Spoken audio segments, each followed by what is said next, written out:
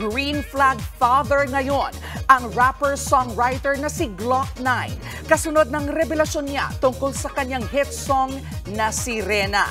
Sa isang panayam, nireveal ni Glock 9 na inireregalo niya ang kantang ito sa kanyang anak na miyembro ng LGBTQIA+ community.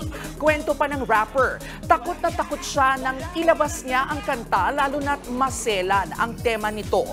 Matapos namang mailabas ang kanta, napag-alaman niya ng isang gay ang kanyang anak. Dito niya na-realize na para sa kanyang anak ang awitin. Say pa ni Glock 9, proud na proud at mahal na mahal niya ang kanyang anak. Mga kapatid, ito po ang inyong K-Alaman Queen, Kalad Karen. Always remember na ang K-Alaman ay K-Yamanan.